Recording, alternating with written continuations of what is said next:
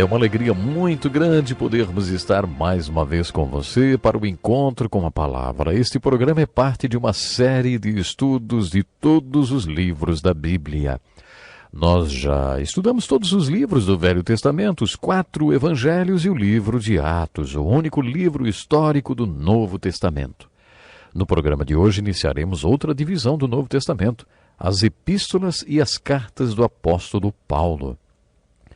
Você que tem acompanhado os estudos do Encontro com a Palavra já me ouviu falar que o apóstolo Paulo escreveu metade do conteúdo do Novo Testamento. Alguns dizem que ele escreveu 13 cartas e outros dizem que foram 14. Isso porque alguns lhe acreditam a autoria do livro de Hebreus e outros não. Iniciaremos o estudo das 13 cartas do apóstolo Paulo com a carta aos Romanos. Os livros da Bíblia não foram organizados pela ordem em que foram escritos. Essa não foi a primeira carta que Paulo escreveu. Estudiosos acreditam que Paulo tenha escrito essa carta aos romanos na cidade de Corinto, na sua terceira viagem missionária, depois de ter ministrado em Éfeso. Examinando o conteúdo da carta, logo percebemos que essa carta foi escrita no final do seu ministério, quando Paulo já era maduro e muito experiente. Esta carta de Paulo aos Romanos é muito preciosa e muito importante em termos teológicos. O conteúdo dessa carta não foi dirigido exclusivamente aos cristãos romanos. Diferente das cartas aos Coríntios e aos Gálatas, que abordam respectivamente os problemas de cada igreja, a carta de Paulo aos Romanos é um estatuto teológico muito importante que poderia ter sido mandado para qualquer igreja ou para qualquer cristão. Os estudiosos acreditam que Paulo tenha escrito esta carta porque Roma era a capital do mundo na época, e essa carta serviu como uma mensagem universal, vamos dizer. Estudando este tratado teológico do apóstolo Paulo, percebemos que ele está firmado sobre uma única palavra: justificado. Quando estudamos os evangelhos, vimos a parábola do publicano e do fariseu, em que Jesus contou que 2 homens foram ao templo para orar. Jesus disse que o fariseu orou para ele mesmo. Na verdade, ele não orou, ele simplesmente falou consigo mesmo em público. O fariseu não dirigiu sua oração a Deus. Ele falou para quem quisesse ouvir na sinagoga que ele era um grande homem. Ele jejuava 2 vezes por semana, dava o dízimo de tudo que possuía e que era feliz por não ser principalmente como aquele outro homem, o publicano. Ele agradeceu a Deus por não ser como aquele outro homem. O segundo homem, o publicano, também foi ao templo orar, mas ficou no cantinho, lá no fundo, escondido. Ele nem levantava seus olhos ao céu, só batia no seu peito, o que era uma atitude de humilhação e contrição, e dizia: Deus, tem misericórdia de mim, porque sou pecador. Jesus disse que este segundo homem foi para casa justificado. Foi a primeira vez que esta palavra apareceu no Novo Testamento. Quando o publicano fez essa oração tão simples: Deus, tem misericórdia de mim, porque sou pecador, ele foi justificado aos olhos de Deus. Essa palavra justificado significa como se nunca tivesse pecado antes. Significa mais do que ter sido perdoado por Deus. Significa que Deus declarou você tão justo como se nunca tivesse pecado. Imagine que sua vida seja como uma fita cassete. Um dia, diante do julgamento de Cristo, Deus põe a fita da sua vida para tocar. Agora imagine que quando esta fita da sua vida for tocada por Deus, na parte da fita em que antes havia o pecado, Deus tenha cortado fora. E quando Deus tocar a fita da sua vida aos olhos dele, é como se nunca tivesse havido pecado algum. É isso que a palavra justificado significa. E é sobre isso que a parábola de Jesus está falando. Jesus estava anunciando as boas novas para todo homem e toda mulher, para os jovens e crianças que se fizerem essa simples oração: Deus, tem misericórdia de mim, que sou pecador, poderá ser declarado justo ou justificado. O apóstolo Paulo, em sua carta aos Romanos, conta como Deus trabalha este milagre em nossas vidas. A carta de Paulo aos Romanos é uma declaração de justificação ou salvação. Salvação é apenas outra palavra para justificação. O livro aos Romanos é a declaração completa sobre a nossa salvação, ou sobre a nossa justificação contida na Bíblia. Nesta carta, o apóstolo Paulo conta como Deus justifica os pecadores. Para ilustrar um pouco mais esta palavra, imagine dois homens que tenham sido condenados por crimes. Os dois foram mandados para a penitenciária por 20 anos. Depois de cumpridos 12 anos, um deles é solto. Ele volta à sociedade como qualquer outro cidadão, mas sempre tem sobre ele o estigma de ser um ex-presidiário. Isso limita o seu ajustamento à sociedade, é claro. O outro homem tem uma experiência totalmente diferente. Depois de cumprir 12 anos de pena, alguém no seu leito de morte confessa ser o autor do crime pelo qual ele foi condenado. Acontece outro julgamento, e todas as evidências revelam que esse homem, na verdade, era inocente. E agora? Será que a justiça o inocentará? Ele não pode mais ser inocentado. Ele, na verdade, não fez nada errado. Ele pode pedir para ser declarado inocente, justo. Ele não quer ser perdoado ou posto em liberdade como um ex-ofensor, porque, na verdade, ele nunca foi um ofensor e nunca teve qualquer culpa, e ele quer que todos saibam disso. Paulo, em sua carta aos Romanos, conta como Deus pode fazer isso por alguém que é culpado de pecados. Nosso sistema judiciário não tem como limpar da ficha de uma pessoa todos os crimes que ela já tenha cometido, mas Deus pode. Na carta de Paulo aos Romanos, Paulo conta como Deus faz isso. Há 16 capítulos na carta de Paulo aos Romanos. Todos eles sustentam uma mesma argumentação. A sua tarefa será ler o livro de Romanos de uma vez só e tentar determinar qual é essa argumentação. Prestou atenção no que eu disse? Você tem uma tarefa, é ler o livro de Romanos de uma vez só e tentar determinar qual é essa argumentação. Será importante que você descubra qual é ela. Não dá para fazer isso enquanto assiste televisão. Desligue a TV e concentre-se. Faça isso e peça que o Espírito Santo o ajude. Com a ajuda do Espírito Santo e muita concentração, você poderá determinar qual é o argumento desse livro, Romanos. Afinal, qual é a mensagem central que ele traz? Para que possamos determinar qual é a argumentação dessa carta, vamos dividir os 16 capítulos em partes. A primeira parte compreende os 4 primeiros capítulos e fala sobre como a justificação se relaciona com o pecador. Nessa parte, o Espírito Santo, através do apóstolo Paulo, mostra claramente que todos somos pecadores. Bom, só seremos declarados justos depois de sermos declarados pecadores. A segunda parte compreende os 4 capítulos seguintes, começando pelo capítulo 5 e indo até o 8º, que relacionam a justificação com o justificado. Depois que Deus declara que somos justos, como se nunca tivéssemos pecado, como você encara a vida? Quando Deus declara que somos justos, o mundo espera que você viva de maneira justa e correta. Deus espera que você viva assim. Mas como podemos viver corretamente? Como podemos viver como pessoas justificadas? Essa é a mensagem da segunda parte da carta aos Romanos. Nesses 4 capítulos, através do Espírito Santo, Paulo trata das lutas travadas nessa tentativa de viver uma vida justa no poder do Espírito Santo. Dos capítulos 9 a 11, Paulo relaciona a justificação com todo o mundo e com Israel.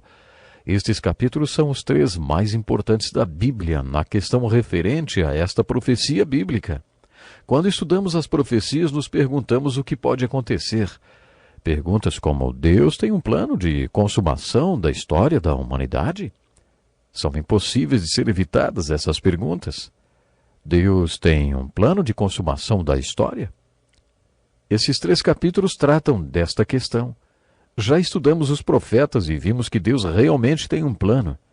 Há vários séculos os profetas têm nos falado sobre ele.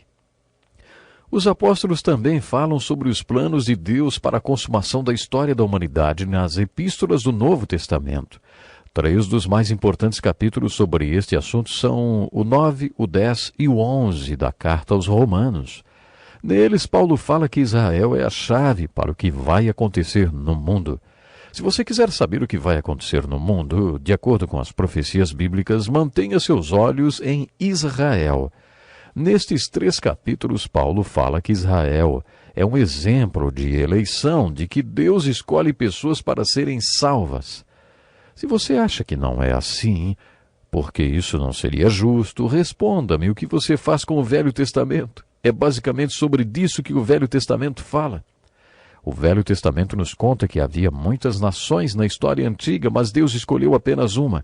Deus escolheu o povo de Israel para ser o seu povo, o povo escolhido, e para a salvação. Eles são uma ilustração nas Escrituras da doutrina de eleição, do fato de que Deus escolhe quem vai ser salvo. Mas acontece que nestes mesmos 3 capítulos, Romanos 9, 10 e 11, Paulo mostra que Israel retrata nas Escrituras a questão do livre-arbítrio, da livre escolha. Isso também é verdade porque Israel escolheu não ser escolhido. Israel rejeitou Jesus Cristo e rejeitou a salvação. Paulo também fala sobre isto nestes 3 capítulos. Ele conta que para castigar e punir os judeus por terem rejeitado o Messias, desde então Deus voltou-se para o mundo não judeu. Paulo conta que Deus salvou um número suficiente de gentios para castigar Israel pela rejeição do Messias. Em Romanos 11, 26, lemos que Deus vai se voltar outra vez para os judeus e que todo Israel será salvo. Todo Israel será novamente salvo. Que profecia tremenda, hein? Isso significa que se você ficar atento a Israel, observará 2 retornos.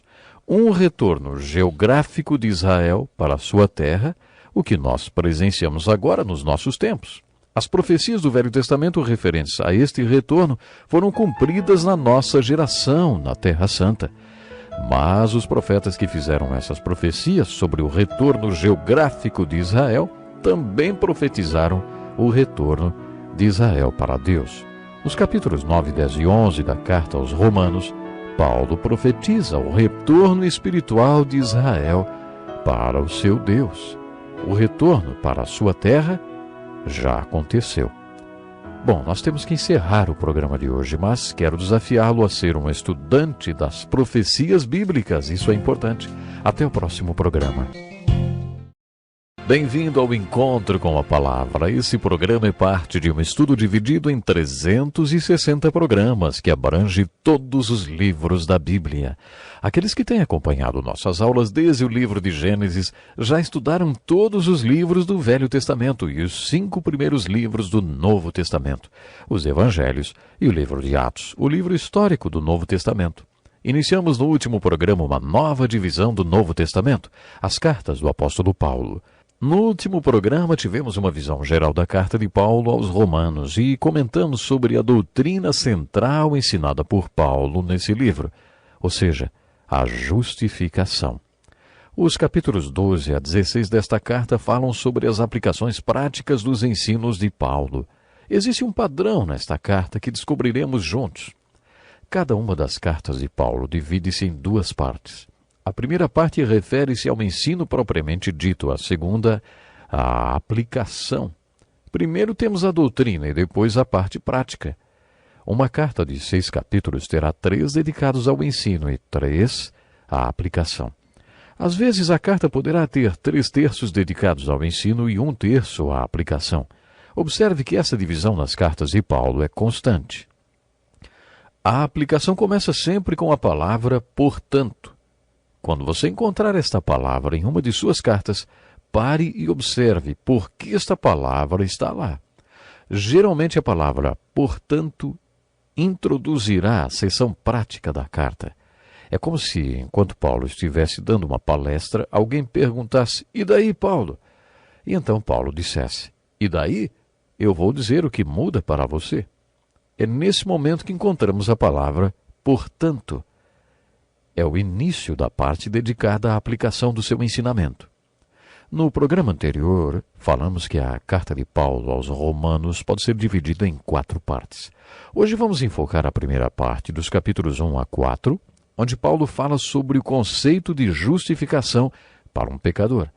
A primeira coisa que Paulo fala é que todos somos pecadores.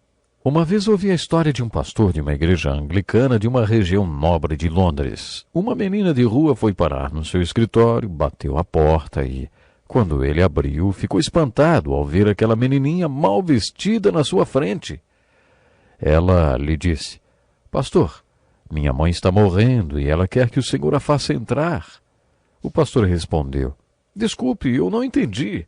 A menininha repetiu: Ela está morrendo, pastor, e quer que o senhor a faça entrar. O pastor decidiu ir com a menina até a mãe dela. Eles foram e, se distanciando daquelas ruas chiques, acabaram parando num sobrado muito pobre, numa rua até perigosa. Quando ele chegou onde estava a mulher, encontrou uma ex-prostituta morrendo por causa de uma tuberculose. O pastor a cumprimentou e ela disse: Pastor, o senhor pode me fazer entrar? Ele perguntou: Onde? E ela respondeu: No céu, pastor, eu estou morrendo. O pastor ficou meio sem saber por onde começar e resolveu falar sobre Jesus como o mestre, sobre seus ensinos e sobre o sermão da montanha. Ela o interrompeu e disse: Pastor, isso não é para mim. Ele engoliu seco e recomeçou falando sobre os exemplos de moral de Jesus, sobre como ele viveu, e de novo ela interrompeu e disse: Pastor, onde eu entro nisso tudo? Finalmente o pastor começou a dizer que Jesus veio aqui porque Deus amou o mundo de tal maneira que mandou seu único filho como salvador para os pecadores, para que eles se arrependam. A mulher sorriu e disse: agora sim, isso é para mim. Fale mais, pastor, agora sim, isso é para mim. Ele continuou até mostrar a ela o caminho para o céu. O livro de Romanos é dirigido aos pecadores e aos que sabem que são pecadores. Se você não sabe que é um pecador, leia esta carta de Paulo. Não vai demorar muito até que o Espírito Santo, através do apóstolo Paulo, convença de que Jesus Cristo veio ao mundo para pessoas pecadoras, pessoas como você e eu. Nos primeiros 4 capítulos, o apóstolo Paulo fala sobre as acusações que Deus tem contra o homem. Uma das suas acusações está no versículo 18 do capítulo 1. Suprimem a verdade pela injustiça. O que Paulo quis dizer com isso?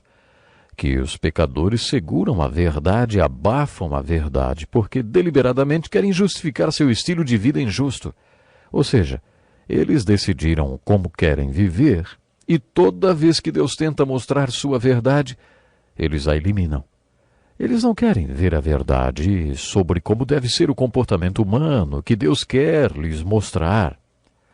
Paulo então faz acusações como estas. Seus pensamentos tornaram-se fúteis, trocaram a verdade de Deus pela mentira. Adoraram e serviram a coisas e a seres criados em lugar de adorarem ao Criador. Abandonaram as relações naturais com as mulheres. Começaram a cometer atos indecentes. Paulo faz uma lista de acusações e depois falou qual foi a reação de Deus para com o homem.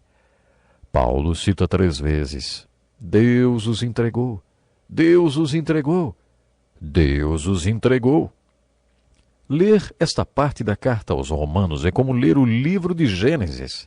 O livro de Gênesis conta como a família humana era e como foi sua queda, porque Deus quer que entendamos como nós mesmos somos e como é a família humana hoje. A mesma coisa acontece com Paulo na carta aos Romanos. Paulo colocou todos os verbos no passado, como se já tivesse tudo acontecido. Mas, na verdade, ele está falando sobre coisas que estão acontecendo para mim, para você e ao nosso redor. Basta abrir os olhos para constatar isso. Paulo falou 3 vezes: Deus os entregou, e quis dizer que Deus os entregou para que tenham aquilo que querem ter. É assim que Deus trabalha com o homem. Primeiro, Paulo faz uma lista de acusações.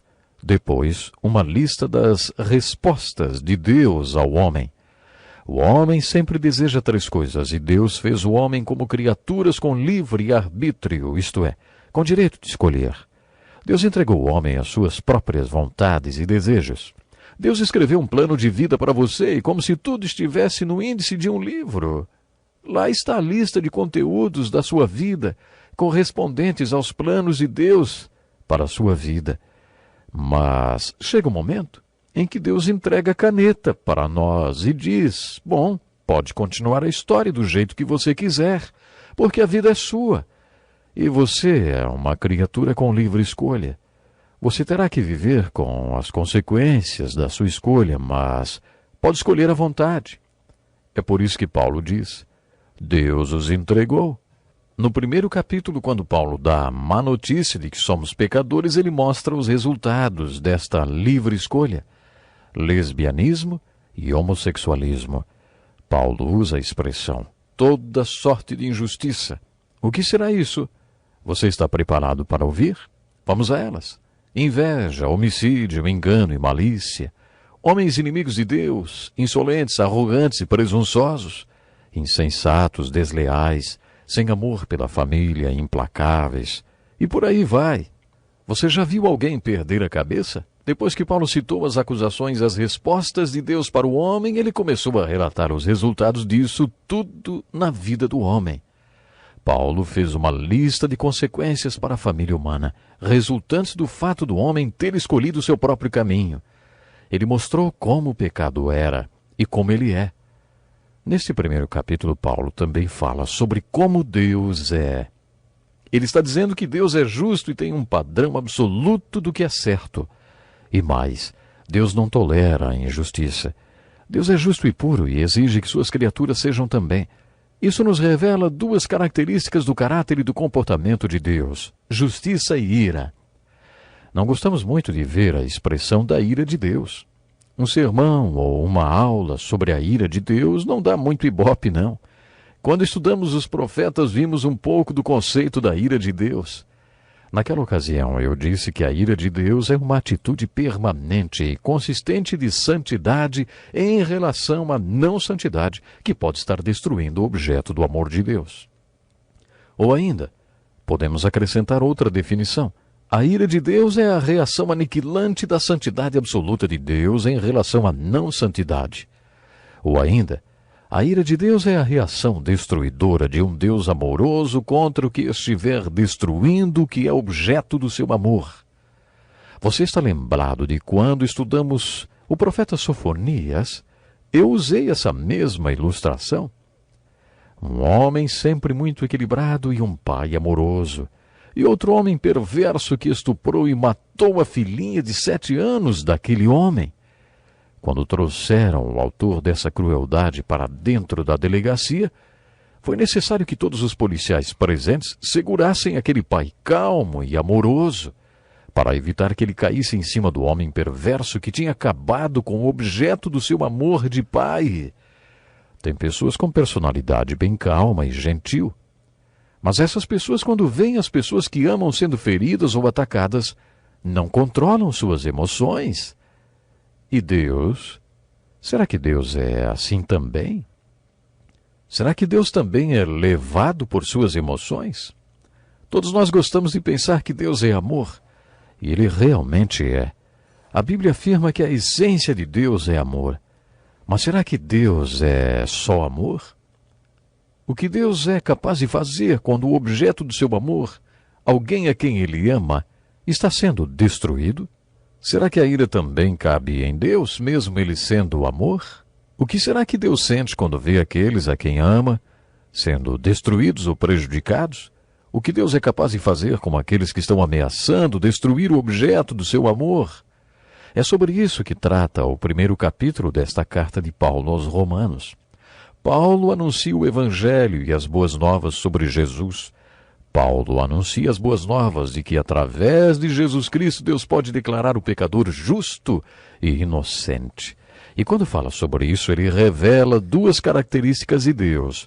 Paulo, primeiramente, mostra que o Evangelho revela a justiça de Deus. Deus é justo e exige justiça absoluta e retidão de suas criaturas. Deus condena a injustiça e o pecado. Por isso, Paulo mostra que o Evangelho de Jesus Cristo também revela a ira de Deus em relação à injustiça e ao pecado. No primeiro capítulo da carta aos Romanos, Paulo mostra que a família humana não é justa nem é reta. Essa é a acusação de Deus contra o homem. De acordo com Paulo, o homem é injusto e pecador, e Deus exige santidade e retidão do homem. Ficamos por aqui hoje. Seja bem-vindo ao Encontro com a Palavra. Esse programa é dedicado ao ensino prático da Palavra de Deus. Estamos estudando o livro mais importante do mundo, e esse estudo é conduzido por 3 perguntas básicas. Qual é o conteúdo deste livro? Qual é o significado deste conteúdo? E o mais importante, qual é o significado dele para a minha vida? Isto é, como vou aplicá-lo na minha vida? A mensagem da carta aos Romanos não é específica para os romanos. Ela é uma mensagem universal para todos os discípulos de Jesus Cristo de todo o mundo e de todos os tempos. A palavra justificado significa que um pecador como você e como eu, significa que podemos ser declarados inocentes e justos como se nunca tivéssemos pecado antes. Essa é a mensagem da carta de Paulo aos Romanos. No capítulo 16, Paulo apresenta uma clara explicação. Nos primeiros 4 capítulos, ele fala sobre como a justificação se relaciona com o pecador. Os próximos 4 capítulos falam sobre qual é a relação da justificação com a pessoa justificada, como a pessoa justificada vive de acordo com esta justificação. Nos capítulos de 9 a 11, Paulo relaciona a justificação com o mundo inteiro através de Israel. Os últimos 5 capítulos da carta aos Romanos, do 12 ao 16, ele explica quais são as lições práticas da justificação no nosso dia a dia. Os primeiros 8 capítulos de Romanos são a parte mais teológica de toda a Bíblia, sendo que os primeiros 4 capítulos dão as más notícias e os outros 4 dão as boas novas. Vou tentar resumir o conteúdo deles. Nos primeiros 4 capítulos, as más notícias servem como um veludo preto sobre o qual o joalheiro expõe seus diamantes. A Bíblia sempre faz isso. Depois de dar as más notícias, o veludo preto serve como pano de fundo sobre o qual os diamantes brilham e se destacam. As más notícias que Paulo dá referem-se às acusações de Deus contra o homem. Paulo faz uma lista dessas acusações e depois apresenta a reação de Deus para com o homem.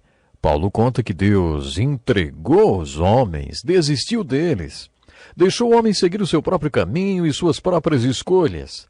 Deus nos fez criaturas com liberdade de escolha. Por isso podemos dar continuidade à nossa história do jeito que quisermos. É claro que colheremos as consequências de tudo, comeremos o banquete dessas consequências. Você não pode usar um versículo da Bíblia citado fora do contexto. Pegando um versículo aqui, outro acolá, pessoas fazem as afirmações mais escabrosas possíveis. É por isso que insisto sempre em nosso curso que devemos descobrir qual é a mensagem e o argumento central do livro bíblico. Procure assimilar qual é o argumento e a mensagem central do livro de Romanos. Esta argumentação começa no versículo 17 do primeiro capítulo e vai até o versículo 2 do capítulo 5. Este texto bíblico é uma argumentação com começo, meio e fim e fala sobre o plano de Deus através do qual ele nos justifica. Quando Paulo chega ao versículo 1 do capítulo 5, ele resume tudo o que falou nos 4 primeiros capítulos. As palavras portanto ou pois, conforme a tradução da Bíblia que você usa, inicia uma argumentação a mais no seu texto. No capítulo 5, Paulo diz: tendo sido, pois, justificados pela fé, temos paz com Deus por nosso Senhor Jesus Cristo, por meio de quem obtivemos acesso pela fé a esta graça, na qual agora estamos firmes. Pela fé em Cristo somos justificados e refeitos como se nunca tivéssemos pecado. Este é o resumo dos primeiros 4 capítulos da carta aos Romanos. O nosso desejo e objetivo é representarmos a Deus e a Cristo sem cairmos. Mas será que conseguimos isso? De acordo com a Bíblia, só com a graça de Deus. A palavra graça vem do grego charis, e a atuação da graça nas nossas vidas é denominada carisma. Você precisa do carisma, você precisa da graça para conseguir ficar em pé e não cair. Pela fé em Cristo somos justificados e temos paz com Deus, mas pela fé em Cristo também temos uma outra coisa. Temos a graça de vivermos uma vida que glorifique a Deus. É sobre isso que Paulo vai falar nos próximos 4 capítulos. Na metade do capítulo 5, Paulo começa a falar como as pessoas que já foram declaradas justas podem viver de maneira que agrade a Deus e viver como se fossem pregadoras de um sermão que poderia ser intitulado Os Quatro Reis. O primeiro rei mencionado por Paulo é o rei pecado. Paulo diz que o pecado entrou e abundou, ou sobrou no mundo. Isso quer dizer que o pecado reinou. Paulo estava contando como o mundo era e ainda é hoje. O pecado entrou no mundo. Paulo não tem um discurso filosófico sobre por que o pecado entrou no mundo. Ninguém sabe responder as perguntas: ei, de onde veio o pecado? E por que Deus permitiu o pecado? Só sabemos que o pecado está aqui. Paulo nos diz que o pecado entrou e ainda entra e sobra a qualquer hora. O pecado é conquistador. O pecado não veio para coexistir com o homem, mas ele veio para conquistar e derrotar o homem. Por isso Paulo diz que o pecado entrou e abundou, ou sobrou e reinou. Depois, Paulo afirma que logo atrás do pecado veio outro rei, o rei morte. Quando Paulo fala em morte, ele se refere às consequências do pecado. Em Romanos 6,23 ele diz que o salário do pecado é a morte. Neste versículo, morte significa o banquete de consequências que o pecado sempre traz com ele. E as consequências são sempre más e levam à morte. Por isso, a qualquer hora que o pecado entrar na sua vida, ele sobra e entra para reinar. E aí pode estar certo de que as consequências vão vir. Essas consequências entrarão na sua vida, sobrarão e reinarão, porque o pecado é conquistador. Estas são as más notícias. Mas depois de anunciar as más notícias, Paulo anunciou as boas novas.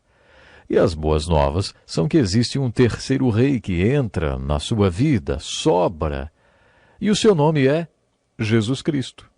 Os dois primeiros reis são a má notícia. O rei Jesus é a boa nova. Jesus veio ao mundo, sobrou, e quando terminou tudo o que tinha para fazer, o rei Jesus conquistou. O rei Jesus reinou sobre o pecado naquela cruz. Jesus bradou na cruz: está consumado. Ele quis dizer que não havia mais nada que precisasse ser feito pela nossa salvação. Tudo já havia sido cumprido. O rei Jesus reinou sobre a morte. Ele conquistou a morte, ressuscitando no terceiro dia. Paulo ainda fala sobre o quarto rei. O rei você.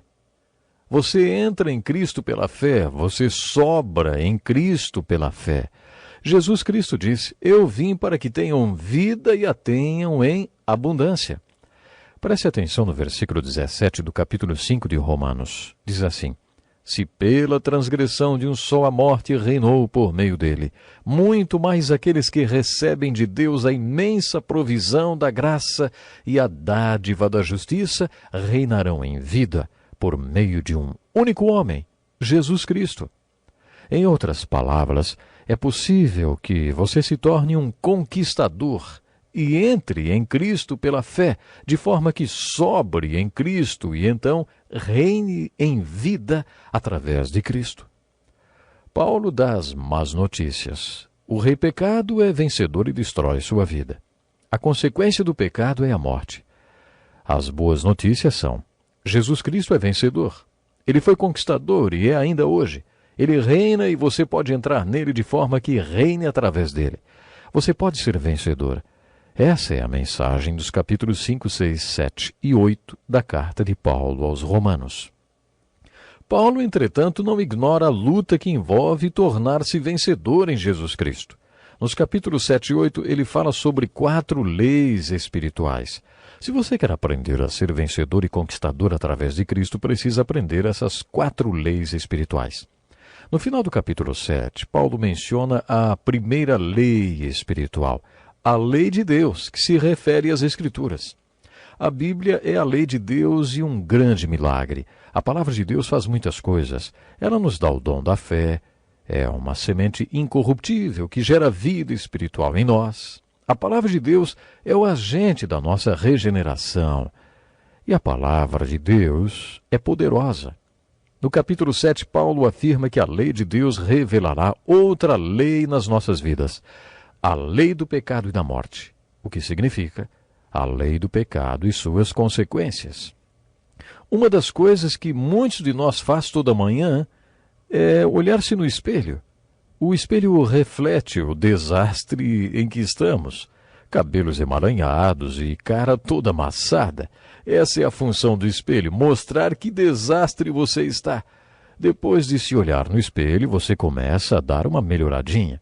Essa é a função do espelho, mostrar o desastre que você está, para que você possa dar uma melhorada antes de sair e enfrentar as pessoas.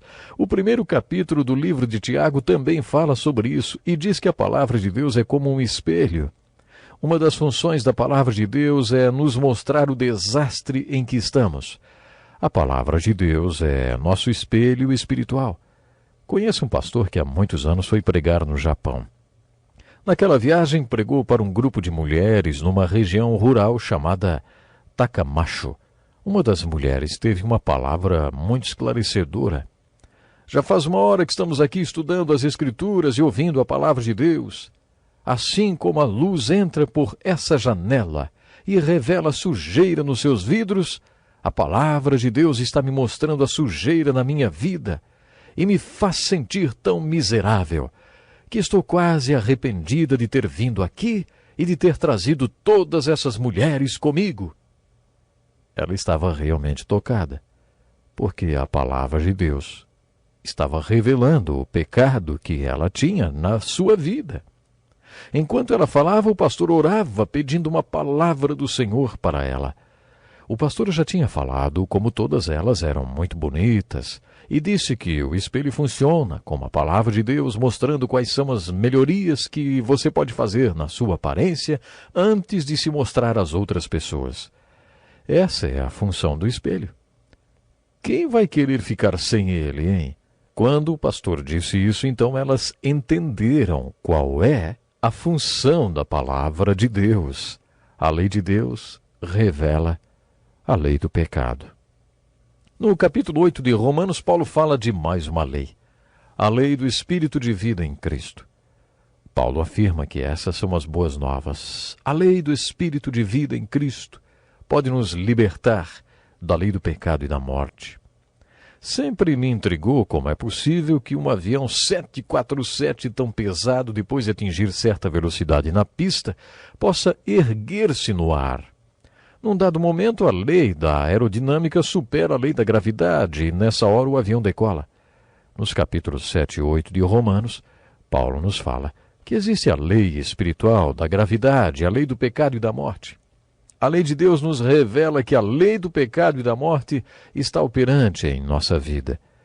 Mas as boas novas são que existe outra lei, a lei do Espírito de vida em Cristo. Essa lei é como a lei da aerodinâmica.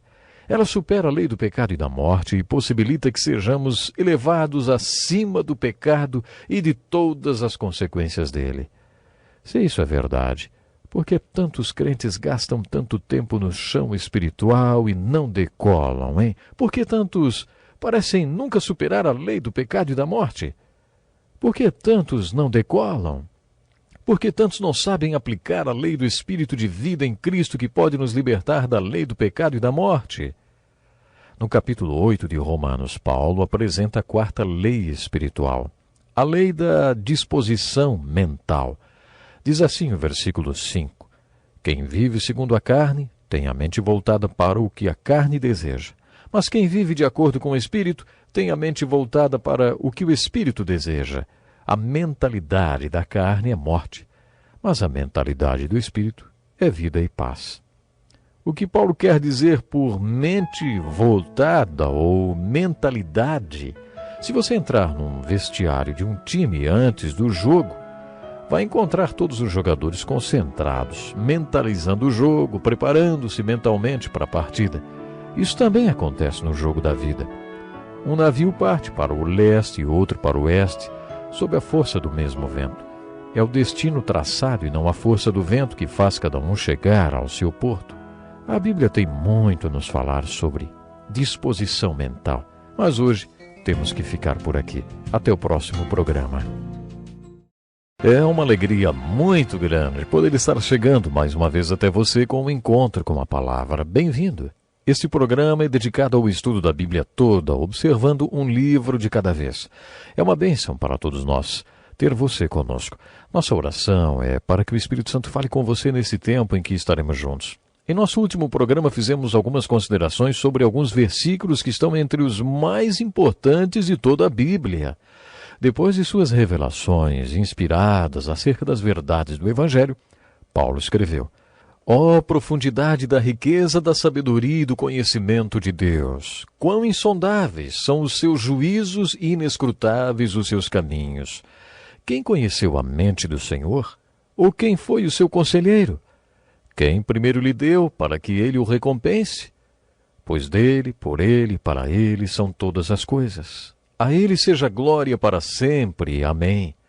Portanto, irmãos, rogo-lhes pelas misericórdias de Deus, que se ofereçam em sacrifício vivo, santo e agradável a Deus. Este é o culto racional de vocês. Não se amoldem ao padrão deste mundo, mas transformem-se pela renovação da sua mente, para que sejam capazes de experimentar e comprovar a boa, agradável e perfeita vontade de Deus. Quero chamar sua atenção mais uma vez para a riqueza da carta de Paulo aos Romanos, que, como eu já disse, é um dos textos teológicos mais importantes do apóstolo e talvez de toda a Bíblia. Paulo faz uma argumentação brilhante, cheia de uma lógica inspirada do começo ao fim desta grande epístola. A carta aos Romanos possui uma argumentação que agrada, principalmente aos advogados. Sabe por quê? Se você conhece algum advogado e gostaria de falar da Bíblia e de coisas espirituais com ele, comece por esta epístola. Esta carta usa a mesma forma de raciocínio de um advogado quando está preparando um dossiê. Ela possui um argumento lógico e coeso, do início ao fim. Vocês estão lembrados que pedi que vocês a lessem de uma vez, numa sentada só, para descobrir que argumentação é essa? Tente resumir qual foi a argumentação de Paulo nesta carta tão importante. Você já fez essa leitura? Já descobriu qual é a argumentação? Sugiro que você observe com cuidado especial aquelas passagens em que encontramos as palavras portanto ou a palavra pois. Isso mesmo, as palavras portanto e pois. O primeiro dos pontos a serem observados está nos 2 primeiros versículos do capítulo 5, em que Paulo diz assim: Tendo sido, pois, justificados pela fé, temos paz com Deus, por nosso Senhor Jesus Cristo, por meio de quem obtivemos acesso pela fé a esta graça na qual agora estamos firmes, e nos gloriamos na esperança da glória de Deus. Este é o primeiro ponto de argumentação de Paulo. Nestes 2 versículos do capítulo 5, Paulo fez um resumo dos primeiros 4 capítulos. Quando ele diz, pois, estabelece uma linha lógica e chega a uma conclusão. Ele afirma, tendo sido, pois, justificados pela fé, temos paz com Deus, por nosso Senhor Jesus Cristo. Isso resume os primeiros 4 capítulos e introduz a segunda parte da sua argumentação. Através de quem, falando de Jesus, obtivemos acesso pela fé a esta graça na qual agora a graça ou o carisma na qual estamos firmes e nos gloriamos na esperança da glória de Deus. Este ponto da carta de Paulo inicia a segunda parte da epístola que compreende os capítulos 5, 6, 7 e 8, nos quais Paulo fala sobre os 4 reis: Rei Pecado, Rei Morte, Rei Jesus e Rei Você. A mensagem é a seguinte: Jesus é vencedor e você também pode ser vencedor. Esta é a mensagem da segunda parte desta carta. Como uma pessoa justificada vive de acordo com esta justificação? Como alguém que já foi declarado inocente e justo, essa é a verdade. Essa pessoa vive corretamente. Ela se firma naquilo que é certo dentro de um mundo de pecado. Mas como uma pessoa justificada pode ficar firme num mundo de pecado? Ela precisa saber que existem 4 reis. E esta parte finaliza um outro ponto. No final do capítulo 7 e no início do capítulo 8, observamos outro ponto da argumentação de Paulo. O terceiro Paulo começa a falar sobre as 4 leis espirituais. A lei de Deus, ou a palavra de Deus, que revela a existência da lei do pecado e da morte, ou as consequências do pecado. Quando Paulo chega ao capítulo 8, ele dá as boas novas a respeito da terceira lei espiritual, a lei do Espírito de vida em Cristo Jesus, que pode nos libertar da lei do pecado e da morte e das consequências do pecado. Esse é um novo ponto desta carta que podemos chamar de santificação, porque Paulo está dizendo como ter uma vida separada para seguir a Jesus Cristo. Tudo fica muito prático no capítulo 8, em que Paulo fala sobre voltar a mente ou ter uma disposição mental. A mente que é voltada para as coisas da carne resultará em obras da carne, mas a mente que é voltada para o Espírito frutificará os frutos do Espírito. Esta é a 4ª lei espiritual, a lei da disposição mental, e ela é prática. Esta lei faz toda a diferença entre ficar firme com Deus, vivendo de maneira que o glorifique, ou cair e não viver uma vida que glorifique a Deus. O próximo ponto da carta de Paulo aos Romanos é aquele com o qual iniciamos o programa de hoje. Depois dos primeiros 4 capítulos em que falou sobre o que Deus é, o que Deus exige, o que Deus condena, o que Deus sabe, o que Deus fez e o que quer fazer, depois de anunciar as boas novas de salvação de maneira tão tocante e nos falar sobre como podemos viver como pessoas justificadas, Paulo fala sobre Israel e sobre o plano de Deus para a consumação da história humana centralizada em Israel. A partir do capítulo 9 até o 11, Paulo inicia outro assunto ainda mais profundo. Ele fala sobre eleição, sobre 2 gêmeos no ventre da mãe, Esaú e Jacó dentro da Rebeca, e sobre o fato de que nenhuma das 2 crianças fez nada de bom nem errado. E ainda assim Deus afirmou: amei Jacó, mas rejeitei Esaú, e o mais velho servirá ao mais novo. Deus tinha um destino, um plano para esses 2 gêmeos antes mesmo deles nascerem. Este é um assunto teológico pesado e difícil de ser aceito por algumas pessoas. Chegamos a ter um certo sentimento de que Deus deveria ter nos consultado antes, porque isso não parece justo. No final desta divisão, Paulo relaciona a justificação não para o pecador ou para o salvo, sim, mas para o mundo inteiro e para Israel. Depois de Paulo ter compartilhado verdades tão profundas, ele conclui esta divisão dizendo assim, ó profundidade da riqueza, da sabedoria e do conhecimento de Deus! Quão insondáveis são os seus juízos e inescrutáveis os seus caminhos! Quem conheceu a mente do Senhor? Ou quem foi seu conselheiro? Quem primeiro lhe deu para que ele o recompense? Pois dele, por ele, para ele são todas as coisas. A ele seja glória para sempre. Amém. Foi assim que Paulo encerrou esta divisão doutrinária de sua carta. As cartas de Paulo possuem a divisão doutrinal, a prática, a seção de ensino e a seção de aplicação. Nenhuma doutrina que ele ensinou é tão importante quanto essa. Ele conclui sua doutrina do capítulo 1 até o 11 de sua carta aos Romanos, chamando a atenção para o fato de que a sabedoria e o conhecimento de Deus são absolutamente infinitos. Ele finaliza sua divisão de ensino com uma doxologia muito bonita, na qual relembra que Deus não precisou que ninguém fosse seu conselheiro quando decidiu que faria tudo isso. Se voltarmos ao capítulo 1, perceberemos que Paulo falou coisas maravilhosas sobre o plano de justificação, sobre a santificação e sobre o plano de Deus para toda a história da humanidade. Ele sintetiza tudo e declara: prestem atenção, a sabedoria de Deus é infinita. Deus não precisou que ninguém o aconselhasse, nem foi obrigado por nenhum de nós a salvar ninguém. Deus não deve nada a ninguém. Não venham a Deus com essas ideias preconcebidas sobre o que vocês acham que é certo e justo. Deus não precisa que vocês digam o que é justo. Vocês é que precisam ir a Deus para descobrir o que é justiça, porque Deus é justiça. Deus é a definição e o padrão absoluto de retidão e justiça. É Deus quem diz o que é justo. Essas palavras de Paulo me dão a mesma sensação que tenho quando estou dentro de um avião e o piloto deixa a porta da sua cabina aberta. Fico fascinado pensando em como os aviões voam. Sou completamente ignorante sobre mecânica. Para o meu próprio bem e dos outros passageiros no avião, nunca precisei entender nada de todos aqueles botões lá no painel de controle. Eu não preciso entender nada daquilo para voar num avião de um lugar para outro, porque a tripulação entende.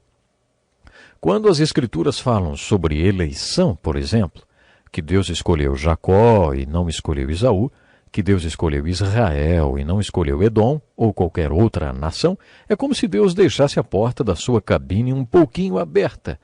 Ele não espera que entendamos tudo. Ele simplesmente nos deixa ver um pouquinho através da porta entreaberta, para que espiemos um pouquinho de como Ele tem feito o trabalho dele. E aquilo que Deus quer que entendamos, Ele deixa bem explicado.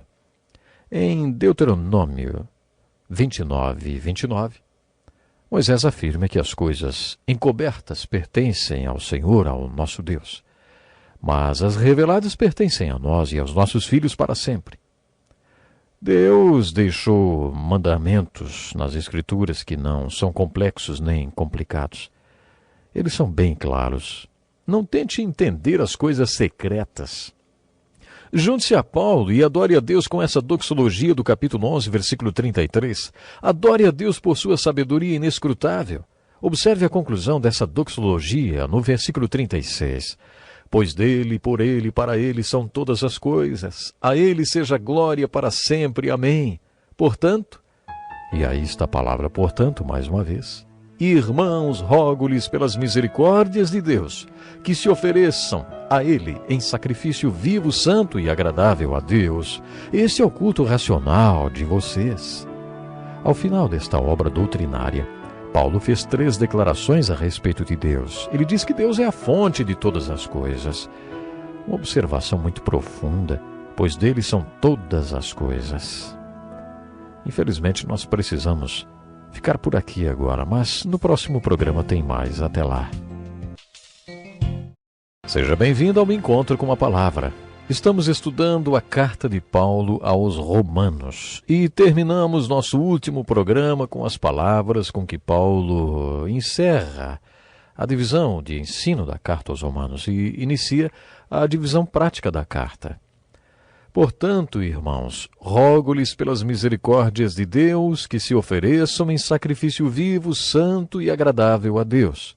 Este é o culto racional de vocês. Não se amoldem ao padrão deste mundo, mas transformem-se pela renovação da sua mente, para que sejam capazes de experimentar e comprovar a boa, agradável e perfeita vontade de Deus. Nossas prioridades mudam com o passar dos tempos. Quando somos jovens, temos muita energia para queimar em todo tipo de coisa. Mas quando ficamos mais velhos ou se ficamos doentes, as energias diminuem.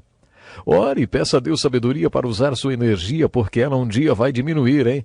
Conheço um pastor que, por causa de uma doença, de uma deficiência grave, sofre de fadiga crônica. Por isso ele tomou uma decisão que deve ser nossa também.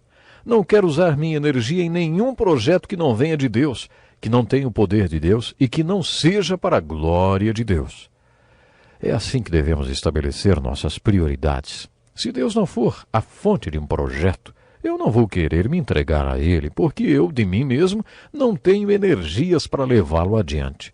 Se por trás desse projeto não existir o poder de Deus, eu não posso me entregar a Ele, porque eu, de mim mesmo, não tenho poder para executá-lo. Se o propósito deste projeto não for a glória de Deus, eu não quero me entregar a Ele, porque a vida é preciosa para mim. Isso não deveria ser real apenas para os que estão doentes ou velhos. Isso deveria ser verdade para todos que se consideram discípulos de Jesus Cristo. Foi isso que Paulo falou. Se ofereçam em sacrifício vivo, santo e agradável a Deus. Este é o culto racional de vocês. Depois vocês devem orar pedindo que Deus seja a fonte de tudo para o que vocês se entregarem. O poder por trás de tudo a que vocês se entregam E o propósito de tudo para que você se entregue é o Senhor. E precisa ser o Senhor. Você acha que existe esse negócio de vontade de Deus para a sua vida? Você acha que Deus se importa com a sua personalidade? Você acha que Deus tem um plano para a sua vida? De acordo com as Escrituras, Deus se importa com sua personalidade. Tanto no Velho como no Novo Testamento, a Bíblia afirma que Deus é pessoa.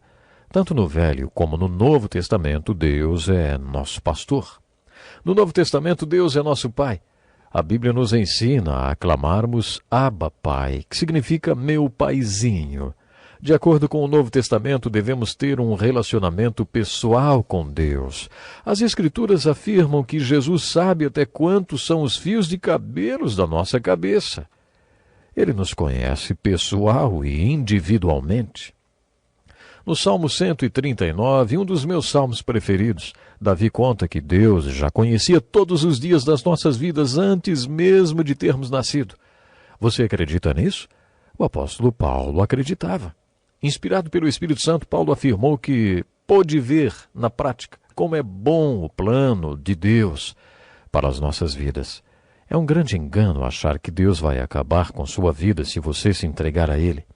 Deus não é chato. Muita gente acha que entregar-se para Deus é certeza de acabar no lugar que mais temia estar. Eu acreditei nisso durante muito tempo. A pior coisa para mim seria viver numa floresta. Durante anos achei que se eu me entregasse para Deus, teria que viver numa floresta pelo resto dos meus dias. Não acreditem nessa grande mentira. A Bíblia afirma que a vontade de Deus é boa. Na verdade, a Bíblia diz que a vontade de Deus é perfeita. A Bíblia afirma que, no que se refere a você, a vontade de Deus é boa e perfeita. É a única coisa que Deus aceita para a sua vida. Deus deu a você dons e talentos e quando você submete o seu plano para a sua vida a Deus, Deus o examina e analisa os dons e talentos que deu a você e às vezes Ele diz, aceito. Em outras vezes Deus diz, rejeitado. Eu não posso permitir isso na sua vida. Sabe por quê?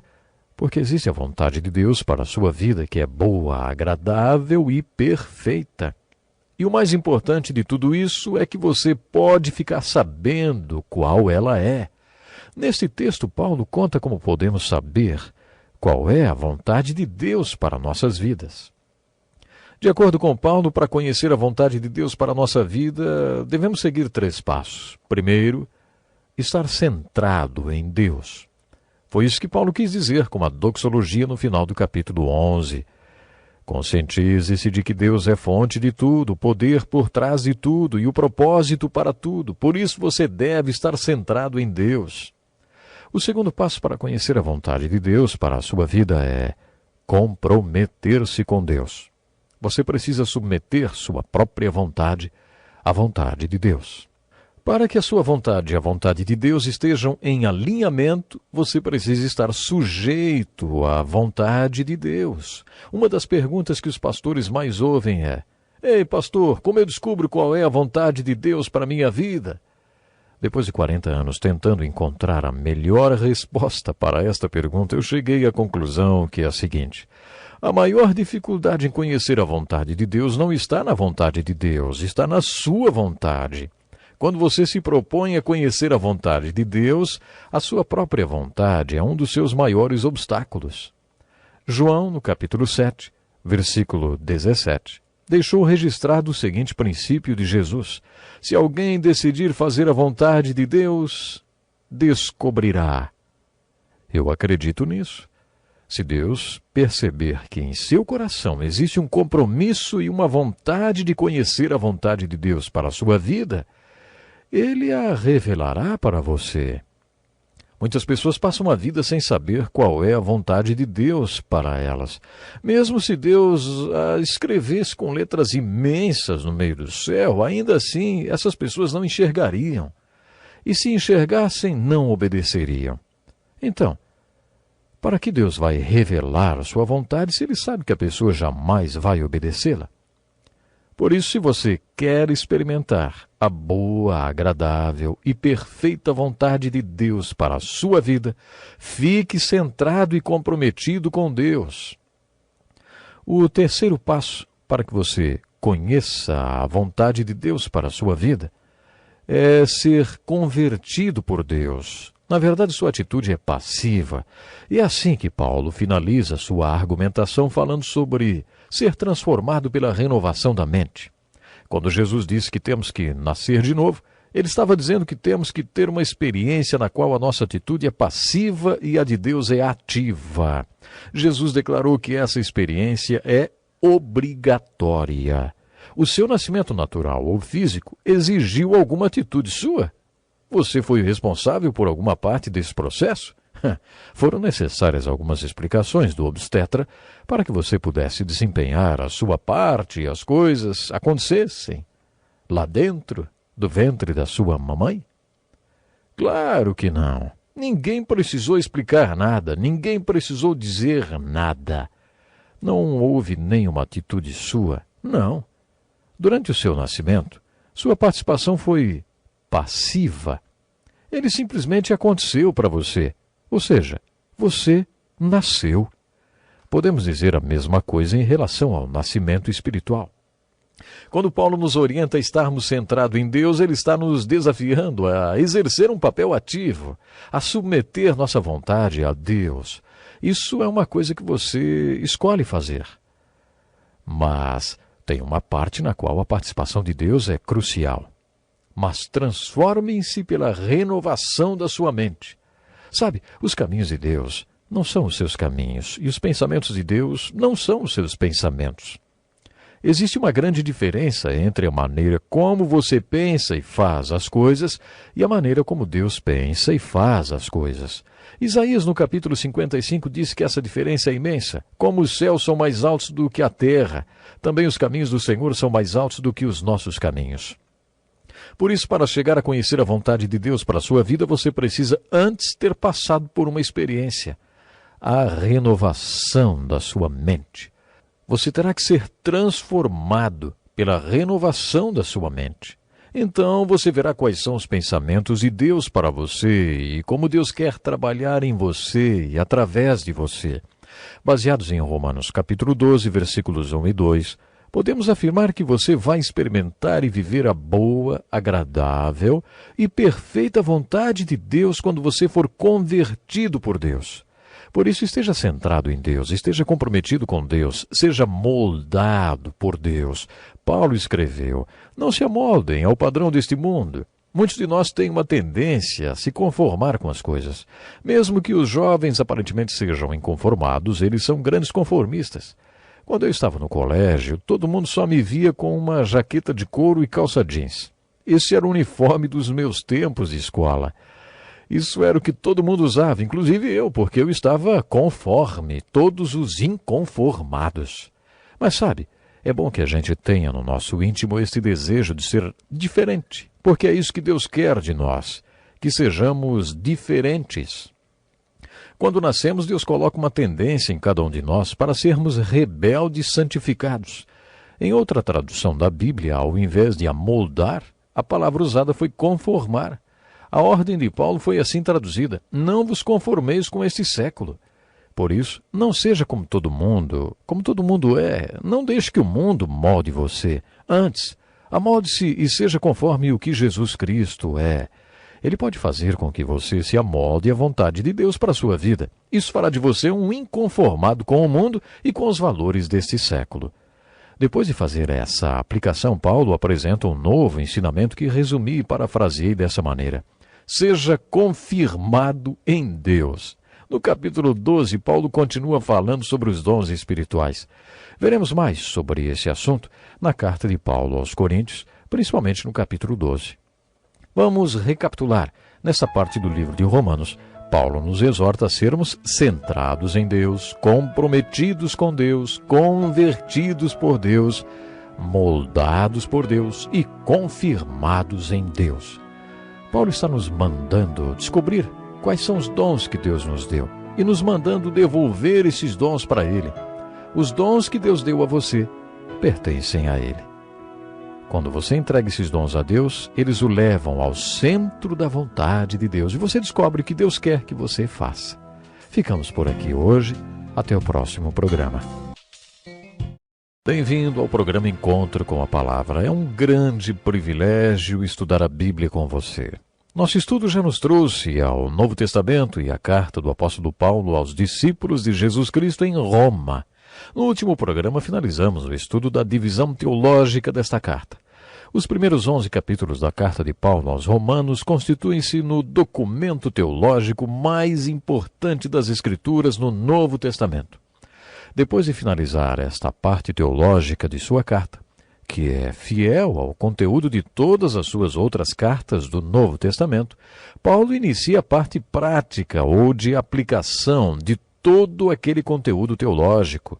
Ele diz: portanto, irmãos, rogo-lhes pelas misericórdias de Deus, que se ofereçam em sacrifício vivo, santo e agradável a Deus, este culto racional de vocês.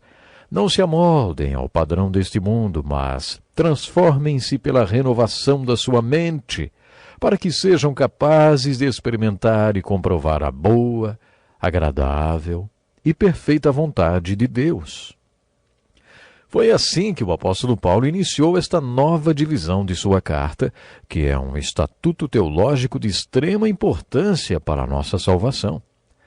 Paulo faz uma aplicação muito prática do conteúdo doutrinário e do ensino desta carta, apesar dele ser muito profundo e denso.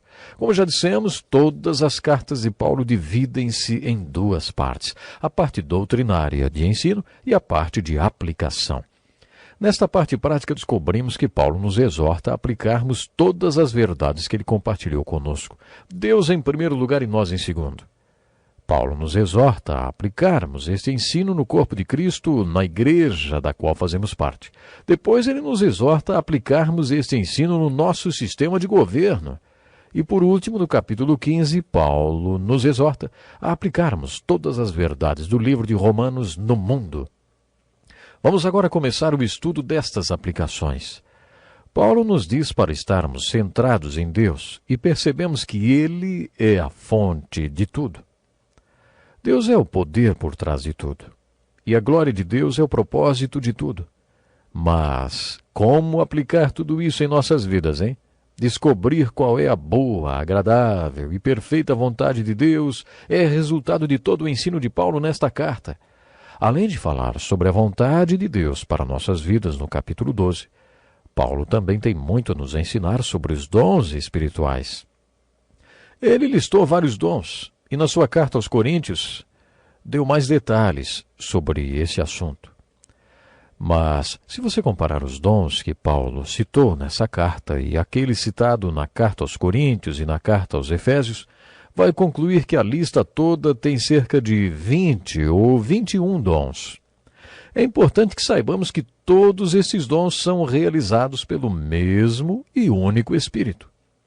Isso quer dizer que a maneira como o Espírito Santo trabalha no mundo é derramando dons espirituais sobre o povo de Deus. Quando o servo de Deus descobre qual o objetivo do dom que lhe foi derramado pelo Espírito Santo e se prepara e usa esse dom, o Espírito Santo pode começar a trabalhar e operar através dele. Quando Paulo, no capítulo 12, fala dos dons espirituais para ensinar, pastorear e pregar, ou para administrar e cuidar do rebanho, ele também apresenta um princípio e diz assim: como cada um de nós tem um corpo com muitos membros e esses membros não exercem todos a mesma função, assim também em Cristo nós formamos um corpo e cada membro está ligado a todos os outros. Isto quer dizer que precisamos um dos outros. No capítulo 6 de Atos, vimos a diferença entre os dons espirituais pastorais e os práticos. As pessoas com o dom espiritual prático cuidam da administração da igreja, e aquelas que têm o dom pastoral dedicam-se exclusivamente à oração e à ministração da palavra. Você está lembrado do momento em que ocorreu esta separação de trabalho na igreja de Atos? Deus abençoa aquela decisão. Não importa qual seja o seu dom, busque desenvolvê-lo para que você possa se juntar a pessoas com dons diferentes do seu. Se você possui o dom de ensino, dedique-se totalmente a ele e não queira fazer o trabalho de administração. Se você é o pastor da igreja ou um professor da escola bíblica, Da escola dominical. Saiba que outras pessoas dentro da igreja são dotadas do dom para cuidar dos negócios da igreja. Cuide de desenvolver o seu dom de ensino e de exercer aquilo para o que foi capacitado. Os outros exercerão aquelas atividades para as quais também foram capacitados. Isso quer dizer que alguém tem os dons que você não tem. Isso também quer dizer que você precisa dos seus irmãos e irmãs em Cristo e que eles precisam de você. Esse esquema funciona muito bem. No capítulo 12 de Romanos, Paulo nos exorta a aplicarmos todas as verdades ensinadas nesta carta na nossa igreja, ou onde nos congregamos como parte do corpo de Cristo. Neste capítulo, Paulo está dizendo: agora vamos colocar o amor em prática. Não estou me referindo ao amor fingido. Não estou falando desse amor só de palavras. Vamos praticar o amor verdadeiro entre nossos irmãos. Por isso precisamos ser verdadeiramente puros. Faça secar aquela parte em você que é má e desenvolva o que é bom. Vamos buscar um verdadeiro arrependimento no corpo de Cristo. O arrependimento tem uma parte muito importante dentro do ensino das Escrituras. Como pecadores que somos, como já aprendemos no início da carta aos Romanos, teremos sempre momentos de arrependimento. Nesta divisão prática do capítulo 12, Paulo afirma assim: ninguém tenha de si mesmo um conceito muito elevado do que deve ter, mas, ao contrário, tenha um conceito equilibrado, de acordo com a medida da fé que Deus lhe concedeu. A humildade é uma virtude cristã sempre bem cotada entre os apóstolos. Paulo demonstrou isso nesta passagem do capítulo 12. Depois, Paulo falou sobre unidade. Hoje em dia, o ecumenismo, ou movimento ecumênico, tem sido muito comentado. O ecumenismo é a ideia de reunir em uma só denominação todas as religiões. Uma das ideias que sustentam o ecumenismo é o fato de que todos fazemos tudo do mesmo jeito. Isso pode ser uniformidade, mas não significa unidade. Às vezes nos fixamos no fato de que ninguém crê em nada mesmo e, portanto, fica mais fácil unir o mundo.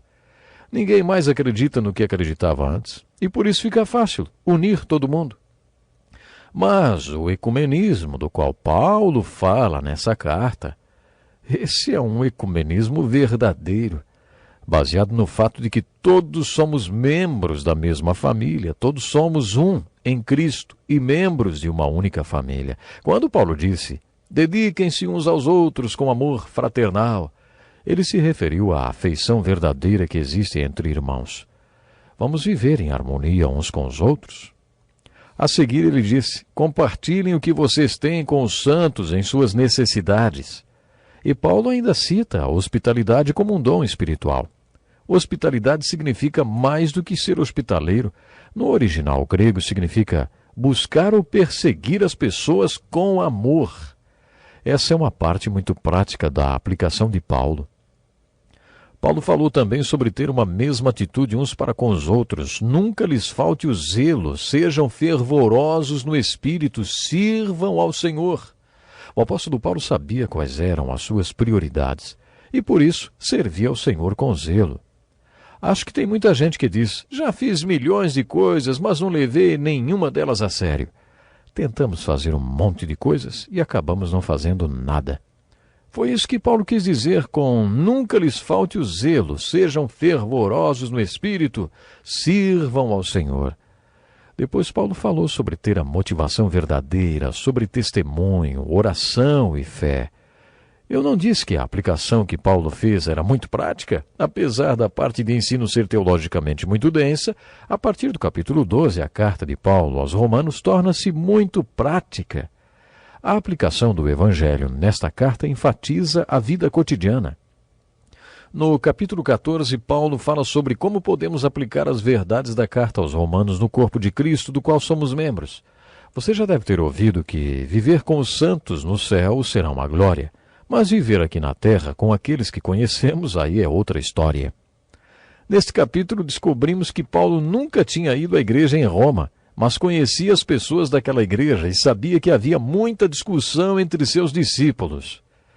Aquelas discussões sobre alimentação, assunto muito importante entre os cristãos da igreja primitiva, estavam em alta por lá. A questão era saber se os gentios deveriam manter a lei judaica em relação à alimentação ou se os judeus convertidos ao cristianismo deveriam continuar das leis de Moisés referentes à comida. Isso virou um problema sério quando gentios e judeus passaram a conviver na igreja. Eles tinham que chegar a um consenso para poderem conviver uns com os outros. Também havia discussões quanto a guardar o 7º dia da semana. Os judeus acreditavam que o sábado deveria ser separado para a adoração a Deus e para o descanso. Deus falou através dos 10 mandamentos que queria um dia do nosso tempo.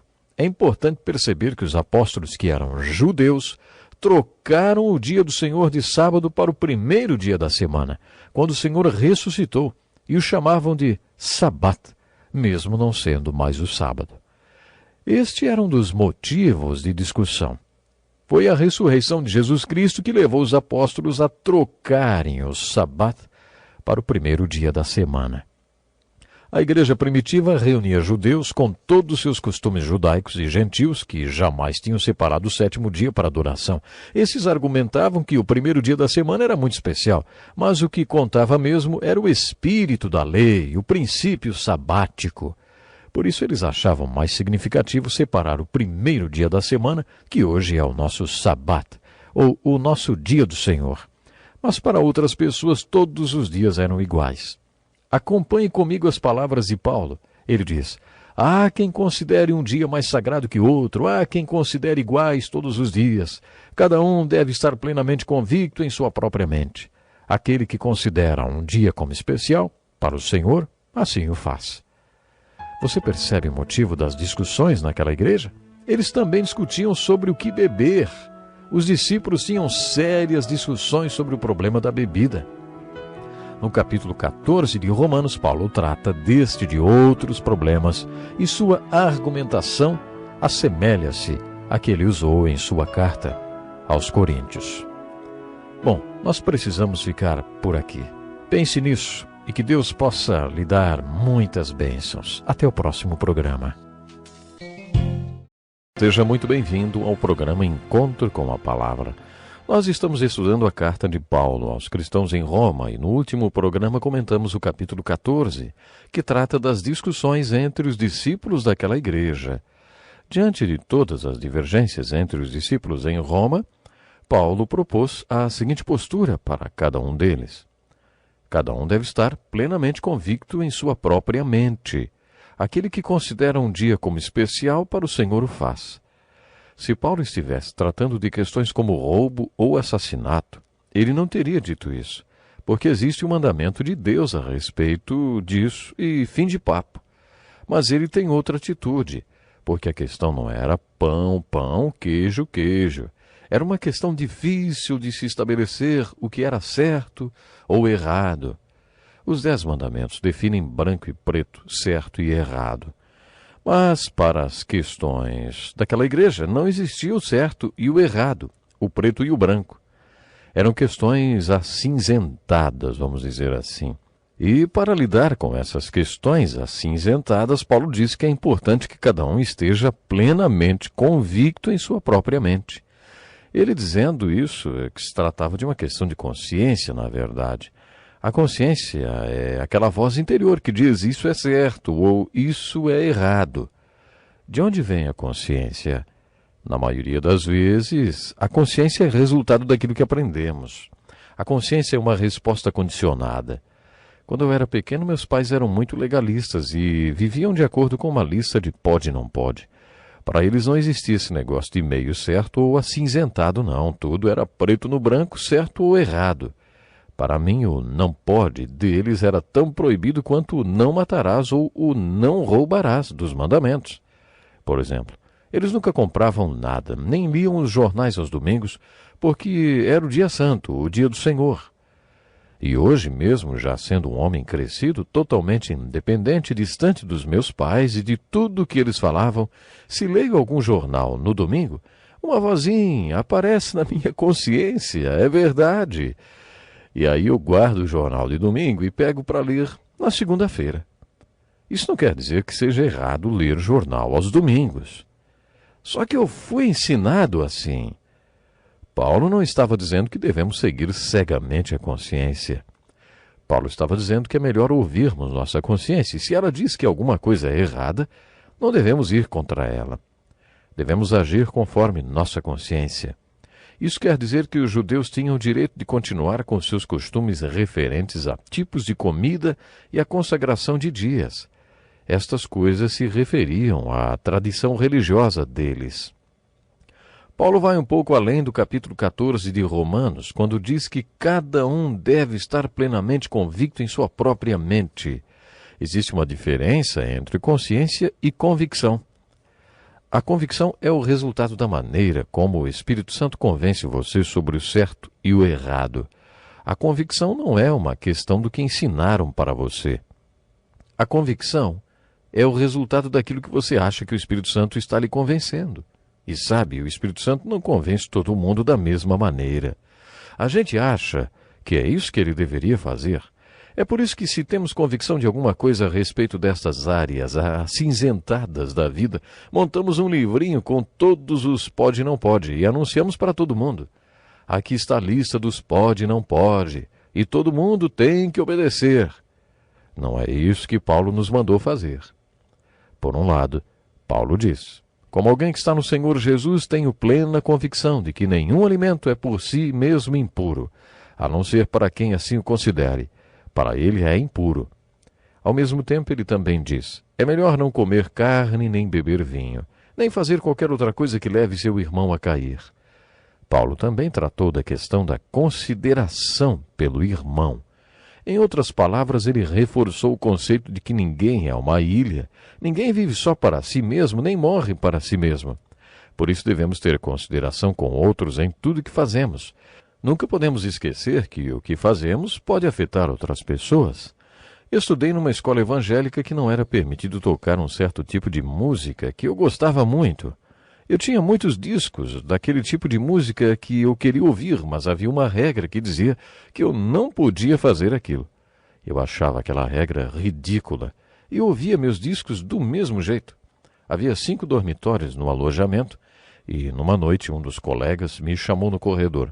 Ele perguntou: no que você fica pensando quando ouve esse tipo de música, hein? Eu respondi: sei lá, eu penso na minha casa, no meu cachorro, nas minhas coisas. Ele disse: quer saber o que eu penso quando você toca essas músicas? Aí ele me contou que antes de ir para a escola, para aquela escola, ele tinha vivido uma vida totalmente longe de Jesus, experimentando de tudo que o mundo pode oferecer. Mas, naquele momento, ele estava estudando numa escola evangélica para ser pastor e ouvia o mesmo tipo de música daquela velha época.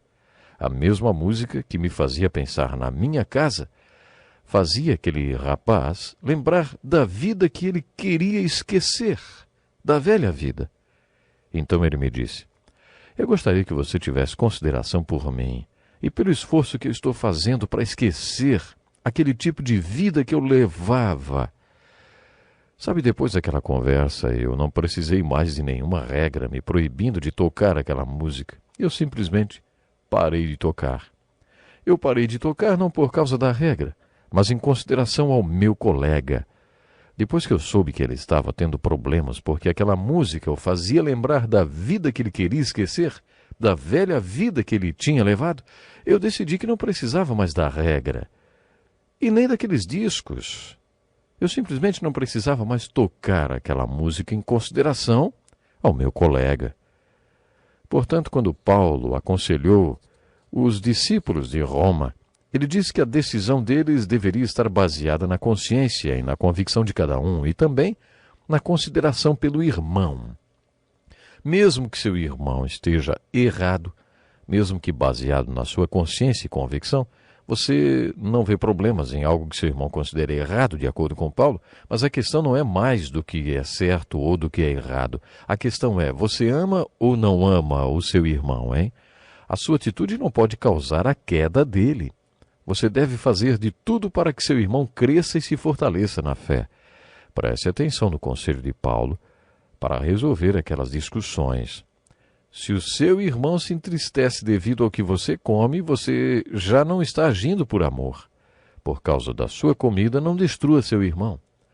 Por isso, Paulo estava dizendo que a solução daquelas discussões e divergências deveria estar baseada também no amor.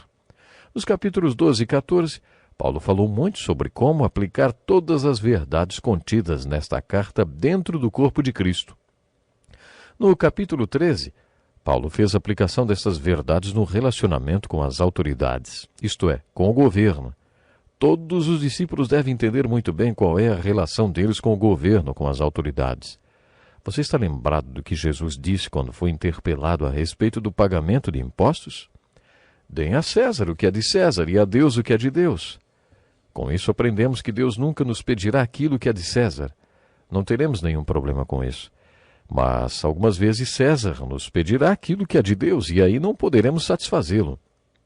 Em outras palavras, existe tempo de obediência civil e tempo de desobediência civil. É importante que o discípulo de Jesus esteja pronto para saber se posicionar nessas situações. Digamos que você hoje não esteja satisfeito com o governo em algumas questões. Muita gente não está, não? Existem muitas questões polêmicas, como, por exemplo, a questão do aborto. O que fazer nesse caso? Será que devemos criar leis que forcem aqueles que não são crentes a viverem de acordo com os nossos valores? Muita gente acha que sim, mas não é assim que se resolve o problema. Não podemos esperar que pessoas que não temem a Deus tenham valores espirituais. Essas pessoas têm valores humanísticos e não espirituais. O que podemos esperar delas? Na grande comissão, Jesus ordenou: vão e façam discípulos. Ele não disse: vão e criem leis para que todos vivam como cristãos. Só que tem muita gente pensando assim. Como discípulo de Cristo, sua atitude em relação às autoridades é muito importante. É por isso que em Romanos 13, Paulo diz que as autoridades ou o poder legislativo são enviados por Deus. Não há autoridade que não venha de Deus. E aqui Paulo estava falando dos soldados romanos e diz que se você quer livrar-se do medo da autoridade, então você deve praticar o bem. E a autoridade vai enaltecer você, inclusive, pois ela é serva de Deus para o seu bem. É serva de Deus, agente da justiça para punir quem pratica o mal. Paulo ainda afirma no capítulo 13 de Romanos que existem a ira presente e a ira futura de Deus. Agora, na dimensão atual, existe uma expressão da ira de Deus que vem através dos agentes da justiça. É por isso que o ímpio não vive solto para fazer tudo o que lhe vem à cabeça, impedindo que outros vivam em paz e que tenham uma vida ordenada. No capítulo 13, Paulo estabelece qual deve ser a nossa relação com o governo e com a parte do governo que redige e põe a lei em prática. Segundo as Escrituras, pastores e ministros pregam sobre a lei de Deus, mas os poderes legislativos também são servos de Deus porque aplicam a lei de Deus. É Deus quem diz que tal coisa é certa ou errada. A origem da lei está em Deus. Por isso, o agente da justiça tem Deus como origem da sua autoridade. No capítulo 15, o apóstolo Paulo se revelou para nós e nos mostrou o que ia no seu coração. Paulo tinha todo mundo no seu coração, e isto está claro no capítulo 15. Em Atos vimos que Paulo tinha uma obsessão para ir para Roma, mas no capítulo 15 de Romanos, ele falou sobre a Espanha. Visto que há muitos anos anseio vê-los, planejo fazê-lo quando for à Espanha. Sua visão ia além de Roma. Ele estava contando com o apoio dos romanos para que pudesse ir à Espanha e alcançar aquele país com o Evangelho. No capítulo 15 de Romanos, Paulo fez uma tremenda declaração. Ele afirmou que tinha pregado o Evangelho em todas as regiões, começando em Jerusalém e arredores até Ilírico, e que não havia mais lugar dentro daquela região que não tivesse ouvido o Evangelho de Jesus Cristo. Isso é impressionante. Ele fazia tudo o que podia para anunciar o Evangelho a todos. O capítulo 16 revela como o coração de Paulo estava voltado para o mundo. Ele tinha o Evangelho no seu coração e a visão para alcançar o povo perdido deste mundo. Leia atentamente os capítulos 15 e 16 e veja como Paulo aplicou as verdades contidas nesta carta na sua própria vida. O desafio que se coloca para você e para mim é aplicar estas verdades na nossa própria vida. Vamos ficando por aqui. Até o próximo programa.